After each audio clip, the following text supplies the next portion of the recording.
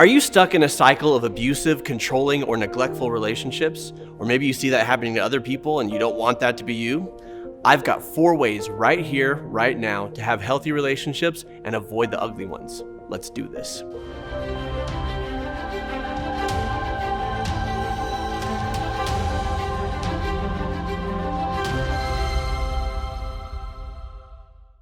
Hello, I'm Jonathan Decker, licensed therapist. In my work as a counselor and relationship educator, the most frequently recurring belief that I see among single adults is that all of the good men and women are already taken. Many seem stuck in a pattern of abusive, controlling, neglectful relationships that they desperately want to escape. Others have heard the horror stories of their friends and are understandably hesitant to enter the dating scene themselves. Fortunately, there is a way to avoid getting into negative relationships and develop healthy ones instead. Dr. John Van Epp, a counselor with decades of experience working with single adults, has developed a research-based program charmingly titled How to Avoid Falling in Love with a Jerk, based on the book of the same name that offers essential tools for dating well. As a certified instructor of this No Jerks class, as well as a marriage and family therapist who was single for years, I'm well aware that it's a jungle out there. Allow me to offer 4 keys from the curriculum and from my own experience to help the never married, the divorced, the widowed, and the struggling to date with confidence. Number 1, don't allow your level of touch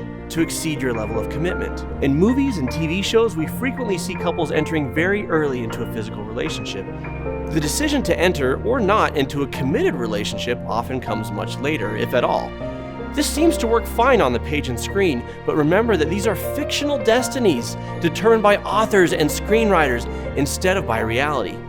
In real life, explains Dr. Van Epp, early physical involvement creates a false sense of intimacy.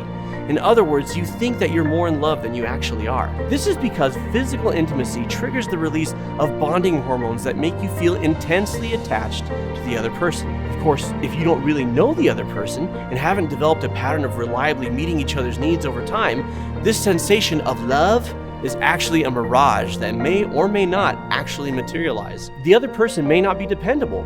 They may not be who you think they are, or they may be lying to you. Plus, a breakup after physical intimacy is usually far more painful than one where things didn't go as far. Number 2, don't trust someone more than you know them. Dr. Van Epp describes trust as the mental image you have of the person. In other words, who you think they are. We don't trust others, we trust our idea of them, which may or may not be accurate. This is why when someone betrays our trust, we say, "You're not who I thought you were." Early on, we gather bits and pieces of a person's identity from what we observe and what we've heard about them. If we're not careful, we may rush to fill in the gaps with what we hope they are, or who we assume them to be based on limited information. What's more, they may be, at best, trying to make a good impression, or at worst, actively deceitful. This is why it's important to take time to get to know somebody before entering into a relationship. Build a friendship. Talk frequently and observe them in a variety of situations. See if their actions match their words, and if they are who you think they are. Watch carefully how they treat other people. It generally takes at least 90 days for true behavioral patterns to reveal themselves. Number 3, be the type of person that you want to attract. I once had a client in my therapy office, and I shared this story with his permission, who told me that he'd probably never marry because his standards were too high. When I asked him what those standards were, he offered to bring me a list that he prepared. This lengthy list of traits required of his perfect woman went on and on and on. With each requirement, this dream female was sounding more and more like a cross between Mary Poppins and Wonder Woman. I took my client's list, turned it towards him, pointed at it and said, "Here's the thing. The woman you describe here, what does her list look like?" The man looked like ice water had been thrown on his face. He realized that he wasn't living up to the standards that he had set for his mate. He had to be the type of person that he wanted to attract. And if he expected her to embrace and tolerate his imperfections, he better be prepared to embrace and tolerate hers. If you want an honest person, be an honest person.